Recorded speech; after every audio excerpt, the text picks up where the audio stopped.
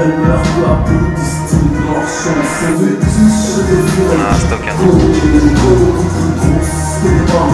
L'exposition tourne autour des questionnements que je peux avoir liés autour de l'argent, que ce soit des problématiques, on peut dire, de la question de la valeur, du produit, du stock. Dans cette salle, on se retrouve face à trois stocks différents, qui est le stock des œuvres, le stock individuel, on a un stock de la monnaie et on a un stock des pièces qui sont des pièces d'œuvres en fait.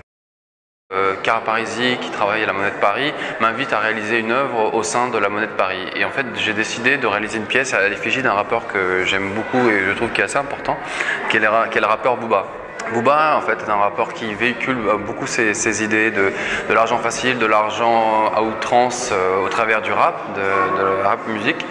Et en fait, la Monnaie de Paris voilà, était comme ça un représentant fort et ça représente un peu le pouvoir, donc le pouvoir économique. Et donc, c'était m'intéresser de confronter ces deux univers qui, d'une certaine manière, paraissent très très éloignés. Et donc, tout d'un coup, j'ai réalisé une œuvre qui est une pièce à l'effigie du rappeur Booba, qui est un jeton plutôt, où d'un côté on a la Monnaie de Paris, de l'autre côté on a le portrait de ce rappeur. Et j'ai réalisé une vidéo qui s'inspire de cette pièce-là, où on suit la fabrication de cette pièce avec une musique de rap où le rappeur raconte plus ou moins sa vie ou son parcours de vie. Donc on a à la fois une construction de la personne, donc du rappeur Booba, qui va tout d'un coup parler de lui, ce qu'il est devenu donc, au travers d'une chanson où lui se fabrique, et la fabrication d'un jeton. Derrière moi est une œuvre qui a été réalisée en collaboration avec l'artiste David Ominal.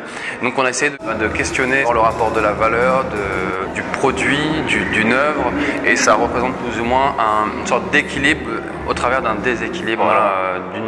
D'un côté, trois formes fondamentales qui sont le triangle, enfin primaire, entre le triangle, le carré et le rond. Et dans ces formes-là, le triangle retient une sorte de balancier, où on a d'un côté une pomme de terre qui a été peinte par David Ominal, et de l'autre côté une photographie que j'ai faite qui représente une machine à fabriquer de l'argent. Donc on a à la fois dans une sorte de valeur réelle et de valeur fictive. Ça questionne les rapports de valeur, quoi, sans donner bien sûr de réponse directe. C'est une vidéo que j'ai réalisée avec mon galeriste Kamel Menour, et ça représente en fait la main du galeriste qui fait tourner l'argent. C'est surtout le geste qui est important, c'est cette idée de faire tourner l'argent au sein même de l'espace de la galerie. C'est un geste qui est assez beau, qui d'un coup devient métaphorique et qui dépasse même ces questions-là. Ce que j'aimerais qu'on retienne de l'exposition, je pense un regard peut-être plus lié à ma génération, une génération qui peut-être n'est pas dans le refus total de cet argent-là, mais aussi dans une sorte de culture de l'argent aussi, ou de la représentation liée à l'argent. Voilà. Je porte en moi 30 mitaines, j'ai l'impression dans le clip de Farmer.